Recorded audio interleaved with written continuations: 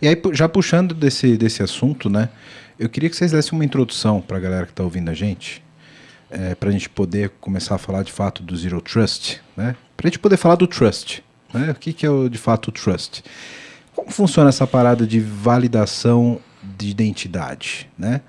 Porque quando a gente está aprendendo o desenvolvimento ali, está aprendendo como implementar em qualquer sistema, um sistema de login, etc., a gente tem dois conceitos básicos. Eu acho que os nossos amigos devs e profissionais de tecnologia devem ter até esse limite aqui de embasamento, né?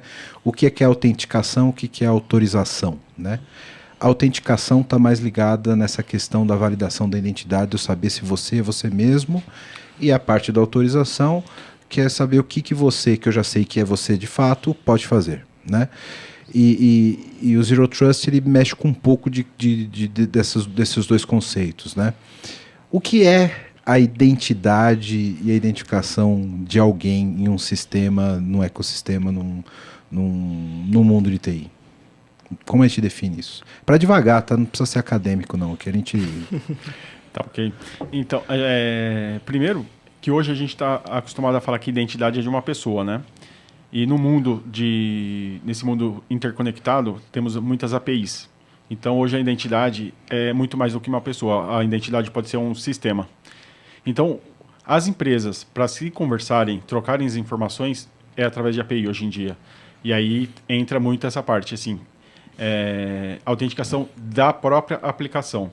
Então, tem a identidade, aquela parte que, assim, você é você mesmo, né? E se você pode fazer isso, pode receber ou requisitar essa informação.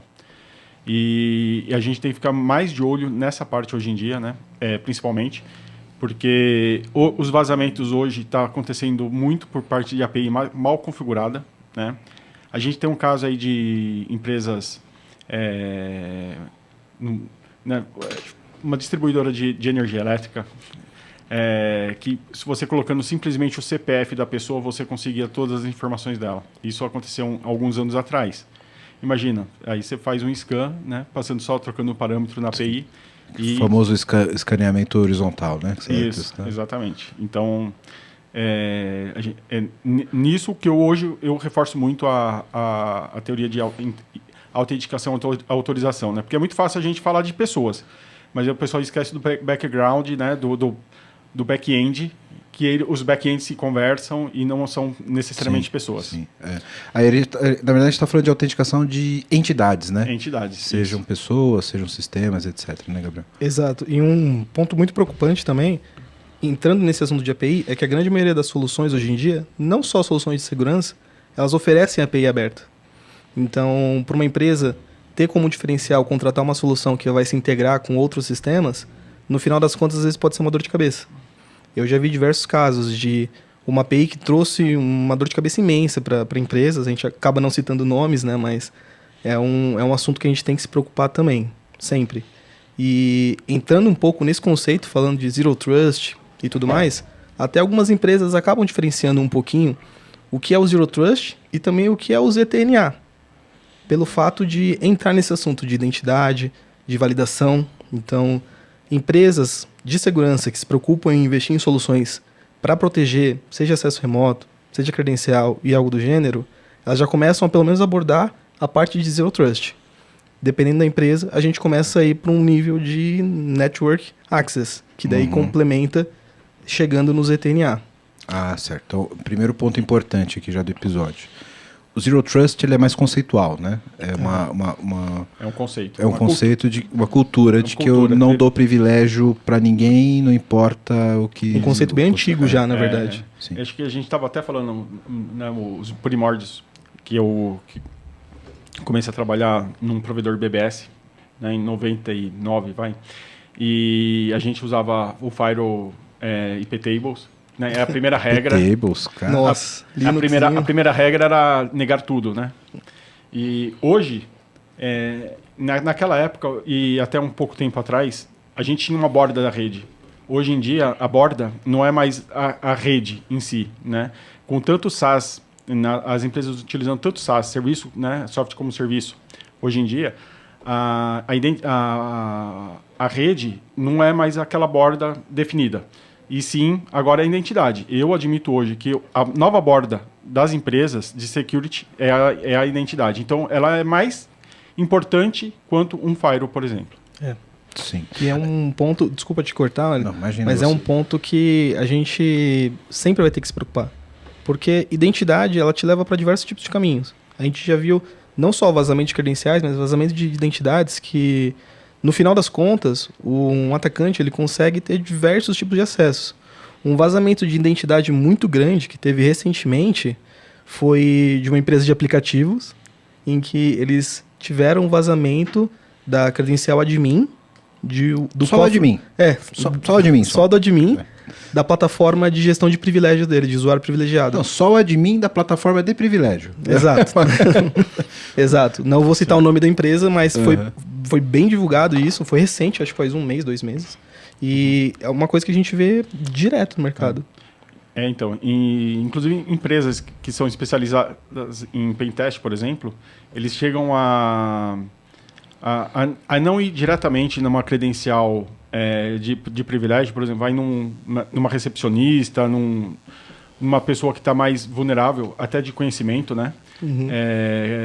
Muitas vezes o treinamento de security, de segurança da informação não chega nessa pessoa e a pessoa acaba cedendo a credencial no pentest, né, com um ator bem treinado e através dessa credencial simples eles conseguem atingir outras credenciais dentro da empresa.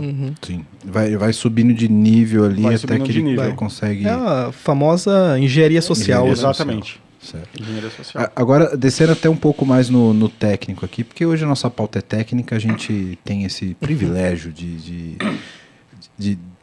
dar descer um degrauzinho aqui, né?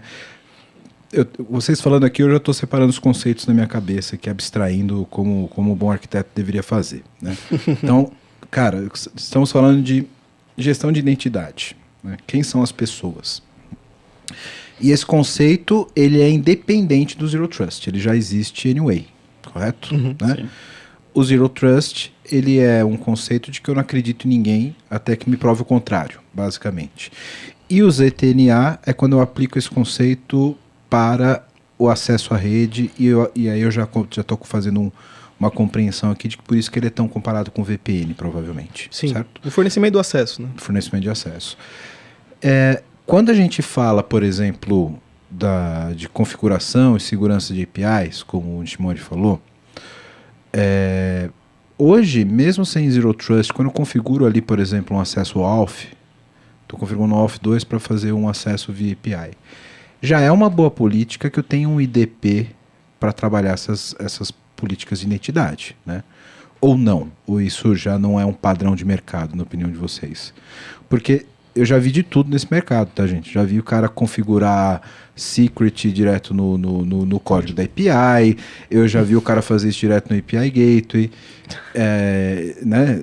Tem de tudo, mas eu entendo que talvez uma boa prática seja ter um IDP federado ali onde tem esses caras, ou, por exemplo, ter isso num ponto único, pode ser um ponto de vazamento de falha para essa gestão de identidade. Que eu entendo que ter ali um gestor de identidade, um ponto de autenticação, ele vai ser até importante até para poder ter o ZTNA no futuro, etc. Né? Como é isso? Sim, inclusive falando nesse assunto de credenciais, principalmente credencial em código-fonte, ainda acontece esse tipo de vazamento. Credencial de... aquelas famosas a connection string do banco. Sim. Nossa, vai no GitHub. Dá uma busca no GitHub pra você ver. Ainda acontece bastante isso. E não pegando esse gancho, mas falando de uma forma que, na minha opinião, ajuda a proteger esse tipo de quebra de item sigiloso, é o fato de você tirar informação sigilosa do código-fonte e substituir por API que não vai ter nenhuma informação sigilosa. É inclusive o que a gente vê empresas fornecendo de possibilidade para o usuário. Então, eu vou chamar, por exemplo, uma API que vai puxar essa credencial do banco, aquela aplicação vai continuar mandando requisição para o banco da mesma maneira, só que quem tiver acesso àquele código-fonte não vai ter acesso àquela informação sigilosa. Esse, ao meu ver, está sendo o foco de agora. Sim. Utilizando o cofre de senha, né? Utilizando não só cofre de senhas, mas indo para o segmento de PAM, de gestão de usuário privilegiado. tem uma plataforma segura, pode ser até uma plataforma em nuvem, onde você tem a sua connection string armazenada e a API chamando essa connection string toda hora quando... Sim, quando a gente está falando de credencial interna, por exemplo, acesso a banco, etc, né? Também. Tá. E uma dúvida que eu sempre tive em relação a cofre de senhas. Hoje eu tô aqui para aprender, tá, galera? O arquiteto tá aprendendo com o pessoal de cybersecurity. Não fica meio que equivalente? Por exemplo, eu tenho lá um serviço que vai me dar o connection string para o banco. Mas aí, para acessar esse serviço, eu não tenho que botar credencial no meu código que vai me autorizar a usar esse serviço? Não, porque a API ela não precisa ter a credencial para a aplicação conseguir acessar o serviço. A credencial ela fica armazenada na plataforma, dentro do cofre, em um ambiente seguro, geralmente em um HSM. Mas para eu acessar o cofre, eu não tenho que ter alguma credencial na aplicação que me dá acesso ao cofre? Não, você precisa ter a API do cofre que vai chamar isso. A única credencial que você precisa ter de fato é a sua credencial do cofre para você fazer toda a sua manutenção. Ou seja, você tem uma plataforma onde você acessa e você, consequentemente, tem acesso às suas credenciais e tudo mais. Só que não é algo que vai estar disponível na API, por exemplo. Mas como que a aplicação chama essa API? Ela chama de diversas maneiras. Eu tenho até um códigozinho pronto aqui, salvo, que eu posso mostrar para você depois. Inclusive, que é onde a Vault usa para proteger a credencial de código-fonte. É um scriptzinho curto até, não lembro quantas linhas tem, deve ter umas 30 linhas mais ou menos, mas é o fato dele chamar o que está cadastrado dentro daquela plataforma. Entendi. E aí eu tenho outras formas de proteção ali, sei lá, por rede, por IP? Sim. Não só por rede, por IP e tudo mais, mas pelo fato de ela estar armazenada dentro de um ambiente seguro. Geralmente essas empresas, que inclusive a Vault faz isso, é o fato de você armazenar credencial em um HSM, começando por esse ponto, e também oferecer um ambiente que está protegido por diversos níveis de segurança. WAF, múltiplo fator de autenticação e outros pontos também. Entendi. Legal. Porque o que eu ouço de questionamento era justamente isso. Cara, mas beleza, eu não vou pôr a senha do banco ali exposta. Mas eu vou pegar a senha do banco numa API. Mas se a credencial dessa API, a autenticação desse API estiver no fonte... Sim, faz sentido. Eu pego a credencial da API, aí vou lá, monto a requisição no Postman e pego a senha do banco de qualquer jeito, né? Mas tem uma... Tem a proteção por trás. Isso, sim, tem outra proteção para que impeça possa fazer. Porque para fazer a validação dessa credencial, ou seja, o que a gente chama de sacar a credencial, ela precisa partir de um ponto ou outro. Ou seja, a validação de que ela está saindo de um ambiente seguro, entrando, o caminho está sendo feito de forma segura. É igual uma conexão que a gente utiliza Jump Server. Para validar, o Jump Server valida quem está entrando, para onde está indo, e se essas validações estão corretas, ele libera a conexão.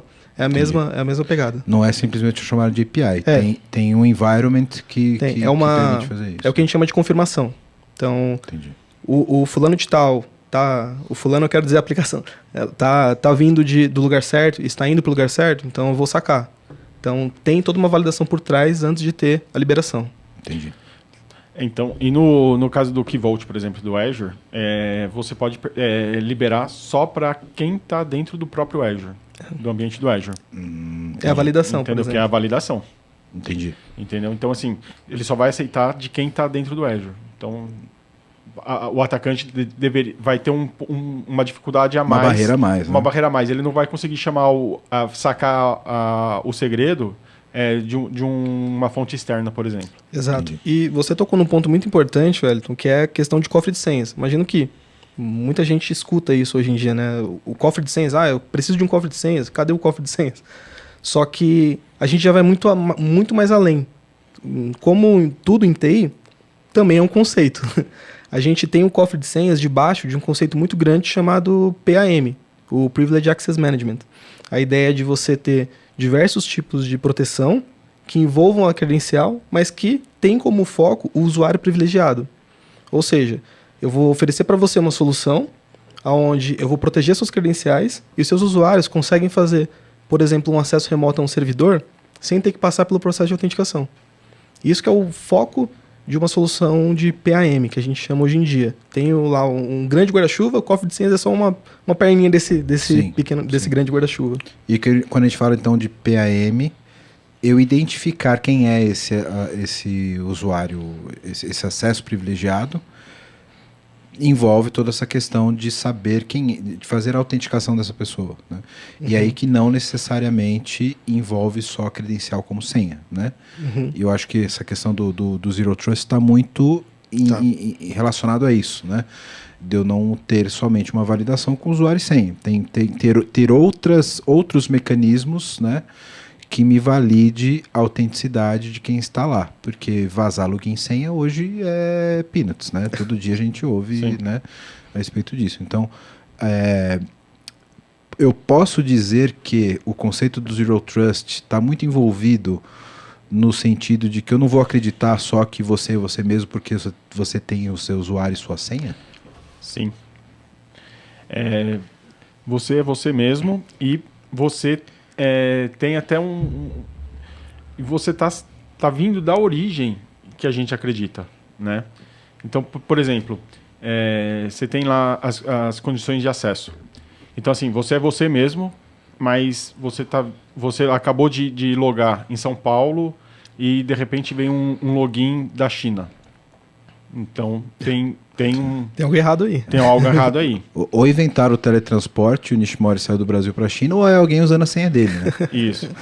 Sim. Esse ponto de validação de localização que o Luiz comentou é muito importante porque a gente entra em um outro conceito.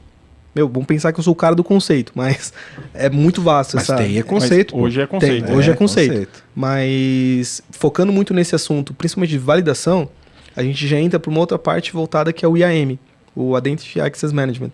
A ideia de ter uma solução que vai fazer essas validações, vai fornecer, por exemplo, MFA também nos logins, vai fornecer também Single Sign-On. Muita empresa se preocupa em investir em Single Sign-On também hoje em dia. E a gente começa a abordar aí outra. Tem uma imagem muito, muito bacana, que são basicamente 3 circunferências com esses conceitos. IAM, PAM, IGA, tem AM também, e elas se interseccionando em um ponto muito importante que é aquela solução bem completa. Ou a empresa que investiu pelo menos em uma de cada vertente. Entendi. Então, o IAM é onde eu coloco a gestão de fato da identidade daquela pessoa. E de usuário como um todo. PAM já foca mais no usuário privilegiado. Ou seja, eu resumo de uma maneira bem simples quando me questionam sobre esse assunto. O IAM, eu vou me preocupar com a criação e com a exclusão do usuário quando ele entra na empresa, o usuário como um todo. Ou seja, o RH contratou um colaborador, ele mesmo já consegue criar aqueles acessos que ele precisa, ele não precisa abrir um chamado com o helpdesk. E o PAM, ele já vai focar no dia a dia do usuário. Ou seja, o que o usuário está acessando e o que ele está fazendo durante aquele acesso, com gravação de sessão e outros pontos também. Seria o equivalente a autenticação e autorização. Também. Mas autenticação e autorização aí entra em quase todos esses conceitos também. Sim, tá tudo meio que interligado nesses componentes, né? Sim. E vai analisar também o comportamento, né? Pelo que você está comentando, né? Também. Tem solução que a gente já começa a se preocupar nessa vertente de análise comportamental. Já é um assunto aí que a gente vê, inclusive, vê no novo conceito que a gente pode comentar daqui a pouquinho, que é já um ZTNA mais avançado hoje em dia. ZTNA 2. Estão falando sobre isso, né? Estão falando sobre isso hoje em dia. Cara, sensacional. Quero entender como funciona isso.